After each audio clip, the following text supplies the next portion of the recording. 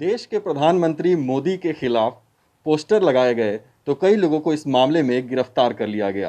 Poster में लिखा था, मोदी जी, आपने हमारे बच्चों की वैक्सीन विदेशों में क्यों भेज दी। महज इतनी सी बात पर इस तरह के आधार बन गए कि पुलिस ने गिरफ्तार भी कर लिया कई लोगों को, और कई लोगों को ढूंढ भी रही है इस मामले में। हालांकि आम आदमी पार्टी के नेता ने यह पुष्टि कर दी है कि ज़्यादातर लोग उनके कार्यकर्ता थे, लेकिन ऐसा क्या लीगल ग्राउंड बनता है कि उन लोगों को इस मामले में गिरफ्तार किया गया। इसी पर बातचीत करने के लिए हमारे साथ एडवोकेट भारत भूषण हैं, जिन्होंने इसमें से एक अभियुक्त के लिए, आरोपी के लिए बेल एप्लीकेशन भी लगाने की तैयारी कर ली है। उनसे बातचीत करेंगे क्या लीगल ग्राउंड बनता है कि एक पोस्टर चिपकाने से दर्जनों लोगों की गिरफ्तारी हो जाती है, जो साधारण सामान्य लोग हैं, मजदूर वर्ग के लोग हैं। देखिए, सबसे पहले मैं ये बताना चाहूँगा आपको कि ये जो एफआईआर रजिस्टर्ड किया गया है, वो सरासर पॉलिटिकल मोटिवेटेड एफआईआर है। अब से पहले आपने देखा होगा कि दिल्ली में और देश के विभिन्न राज्यों में, विभिन्न जगहों पर आए दिन पोस्टर्स लगते हैं, किसी न किसी की मिसिंग की सरकार के द्वारा अगर कोई काम को ठीक से नहीं किया जाता है, तो आम जनता के तौर पे या आम लोग, वहाँ के लोग पोस्टर्स लगाते हैं। आज से पहले इस तरह की किसी भी पोस्टर लगने की प्रतिक्रिया में स्पेशली एफआईआर रजिस्टर्ड नहीं होता था। लेकिन क्योंकि ये सरासर एक प्रधानमंत्री जी से सवाल पूछा गया था, तो एक पॉलिटिकल मोटिवेटेड और लोगों की आवाज़ को दबाने के लिए दिल्ली पुलिस की तरफ से एक बर्बरतापूर्वक कार्रवाई की गई है, और उस बर्बरतापूर्वक कार्रवाई के अंतर्गत ही ये एफआईआर रजिस्टर्ड किया गया है, और ये कानूनी तौर पे कहीं भी बाध्य नहीं है। जो एफआईआर दर्ज किए गए हैं, जो सेक्शंस उसमें लगाए गए हैं, उसके बारे में अगर बात करें तो क्या पुलिस किसी को भी गिरफ्तार करके जेल भेज सकती है? क्या ये इतना बड़ा अपराध है? देखिए, प्रेमा फेसाई जो पुलिस ने एफआईआर रजिस्टर्ड करी है, उसमें 2 सेक्शंस लगाए हैं। पहला सेक्शंस जो लगाया है, वो सेक्शन लगाया है section 3, Delhi prevention of defacement public property act 2007 का, जो कि प्रारंभिक रूप से ही बेलेबल सेक्शन है।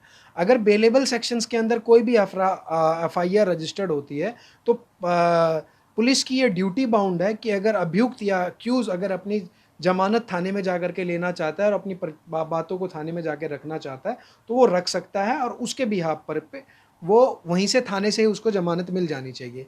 लेकिन इस केस में ऐसा नहीं हो रहा है, क्योंकि डायरेक्ट नाम यहाँ पे एस्टेब्लिशमेंट को किया गया है, डायरेक्ट नाम यहाँ पे केंद्र सरकार को किया गया है, डायरेक्ट नाम यहाँ पे नरेंद्र मोदी जी को किया गया है।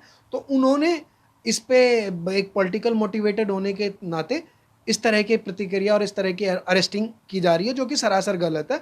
और कोर्ट में भी आने वाले टाइम पे कोर्ट से ये जितने भी एफआईआर रजिस्टर्ड हुई हैं, वो सारे एफआईआर खारिज किए जाएंगे। मतलब हम ये कह सकते हैं कि अगर पुलिस चाहती तो अपने स्तर पर ही इस मामले को निपटा सकती थी, जिसकी वजह से सामान्य लोग, जो कि इसको पोस्टर को लगाने में, बेशक वो कार्यकर्ता थे, इसको लगाने में जो भी लोग शामिल थे, वह छूट सकते थे। उनको यह कोर्ट कचहरी की परेशानी से दूर रहना पड़ता। बिल्कुल, पुलिस इस तरह के केसेस के अंदर पुलिस को एक्ट के अंदर, आईपीसी के अंदर और सीआरपीसी के अंदर बिल्कुल राइट दिया गया है कि पुलिस प्रारंभिक रूप में, क्योंकि ये कॉग्निजेबल ऑफेंस नहीं है, तो नॉन कॉग्निजेबल ऑफेंस नहीं है, कॉग्निजेबल ऑफेंस है, तो कॉग्निजेबल ऑफेंस के अंदर पुलिस थाने से ही बेल दे सकती है, और अपनी चार्जशीट फाइल करके पुलिस कोर्ट के अंदर इस विषय को ट्रायल के लिए ले जा सकती थी। लेकिन पुलिस ने ऐसा नहीं किया। पुलिस ने बेलेबल सेक्शन होने के बावजूद भी एक्यूज को, जो भी अभियुक्त इसके अंदर है, उनको अरेस्ट किया गया। आपने एक इसमें से आरोपी के लिए आपने बेल एप्लीकेशन लगाई है, उनके बारे में कुछ बताएं, उनके क्या अपराध तय किए गए?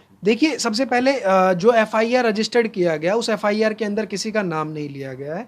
लेकिन जो पुलिस ने जो इस एफआईआर के अंदर, उन्होंने सबसे पहले जो एफआईआर के कंटेंशन है, जो पोस्टर्स लगे हैं, उसके बारे में बताया है कि यहाँ पे हमने पब्लिक प्लेस पे एक पोस्टर लगा हुआ देखा, जिसको हमने वेरीफाई करने की कोशिश करी, और उस वेरिफिकेशन के बाद उन्होंने इनिशियल रूप से एफआईआर रजिस्टर्ड किया है। लेकिन सबसे सरप्राइजिंग बात यह है कि बिना किसी का नाम होने के बावजूद चुन चुन के आम आदमी पार्टी के कार्यकर्ताओं को, या किसी भी पॉलिटिकल पार्टी के कार्यकर्ताओं को जो पॉलिटिकली सामाजिक रूप में एक्टिव हैं, उनको इस केस के अंदर फंसाया जा रहा है, उनको इस केस के अंदर लादा जा रहा है। धन्यवाद हमसे बातचीत करने के लिए। तो स्पष्ट तौर पर एडवोकेट भारत भूषण भी ये कह रहे हैं कि इसमें कोई इस तरह का लीगल ग्राउंड नहीं था जिसके लिए इन लोगों को इतना परेशान करने की ज़रूरत थी, वो भी कोरोना महामारी के इस दौर में। अगर पुलिस चाहती तो अपने स्तर से ही मामले का निपटारा कर सकती थी, लोगों को चेतावनी देकर वहाँ से छोड़ सकती थी जमानत पर, लेकिन उन्हें कोर्ट तक घसीटने की तैयारी पुलिस ने अपने एफआईआर में कर दी है। ईटीवी भारत के लिए नई दिल्ली से मैं अभिजीत ठाकुर।